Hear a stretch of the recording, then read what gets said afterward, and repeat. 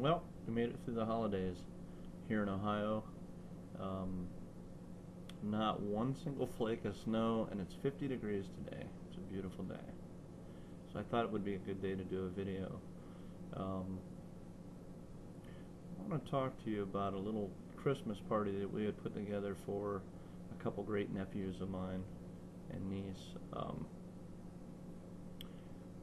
These kids really don't have much. The family really doesn't have much. There's not a whole lot going on with them, and we decided to get together with the family, have them a party, and get together with their family because we don't always see them all the time. And so we do. We get things together, and we're having a little party for them.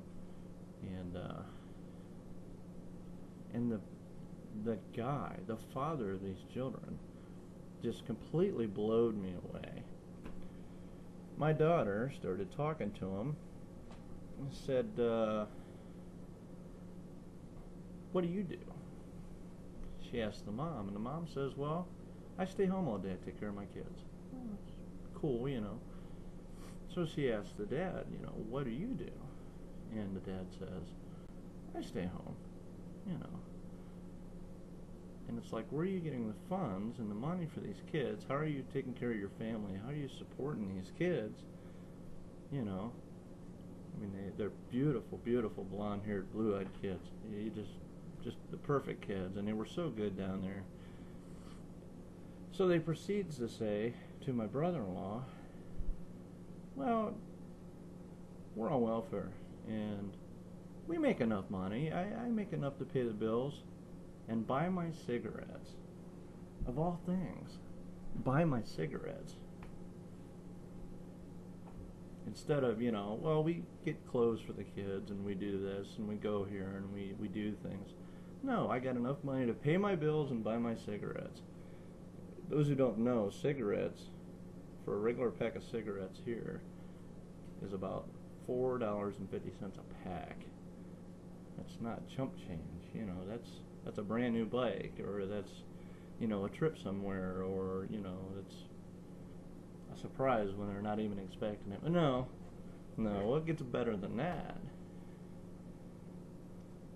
The one little boy slips up and he says, "Damn." Not a harsh word, not a bad word, just damn. It happens. And I know that I've heard him say, his father say that and more. Trust me, more.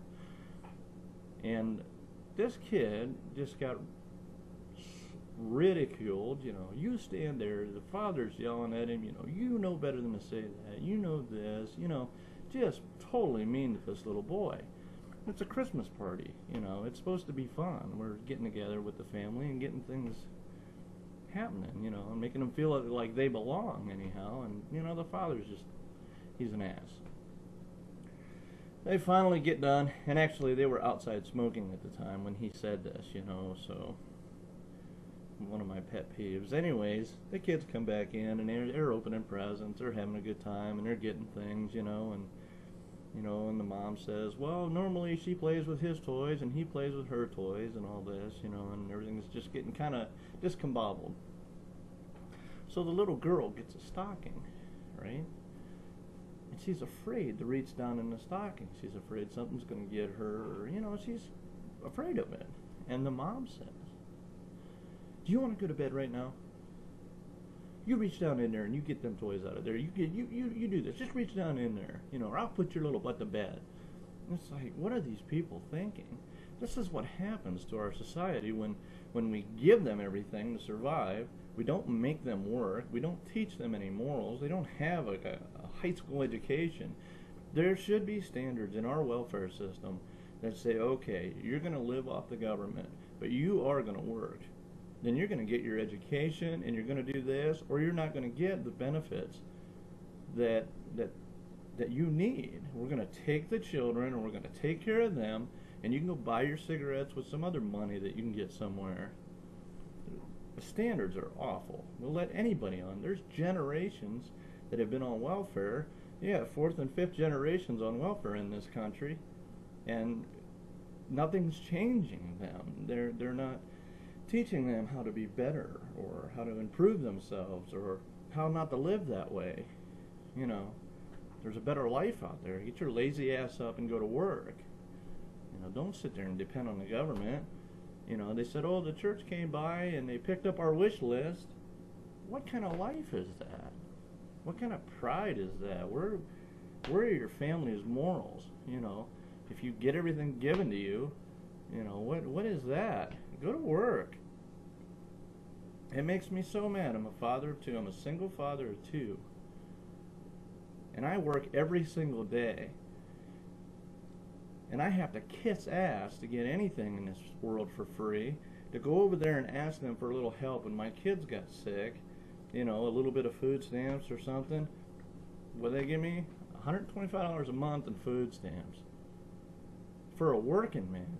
You know, you're either rich in this country and you got everything you need to begin with, or you're poor in this country and everybody will give you everything, but the middle class gets screwed on everything. You know, you got bill collectors knocking on my door. Hey, you know, we need this bill paid, you know, because your daughter was sick and unfortunately you're responsible, so you have to pay for it. You know, well, what about the guy that's sitting on welfare? Is he getting bill collectors knocking on his door? I don't think so. He just says welfare takes care of that, so you get a hold of them and they'll take care of you. You know, my last video on the Iraq War and the welfare thing, and we have got to get somebody in control of this country and to do the right thing. What's so wrong with doing the right thing? Why aren't we taking care of the people who are taking care of themselves? Why aren't we giving them a bigger break, you know? Why do we got to screw the middle class? Make them go out and work and do their stuff. I don't get it. It's nice to be able to walk out your door, and it's nice to have the freedoms that we have, but there are so many people that take advantage of it. We have got to do something about it. We have got to put this country back to work. We have a big vacuum manufacturer here in Canton, Ohio, that was just bought out by a Hong Kong company. Timkins, Republic Steel, you know, Hoover, all the big companies that were in this state, in these couple little cities, are gone. They were bought out by Chinese or Hong Kong or wherever, and we're sending all that manufacturing over, you know, overseas. It's not here anymore. The good jobs aren't here anymore. These people don't have to work. They can go on welfare. Tell me your views. Send me your voices, and let me hear what you got to say about this issue. I think it's awful, you know, that you either have everything in this country, or when you have nothing, you have everything, and you can do that for stretched out long periods of time, and they never teach you any morals or anything. All right, I'm done off my soapbox. Hope everybody had a good holiday.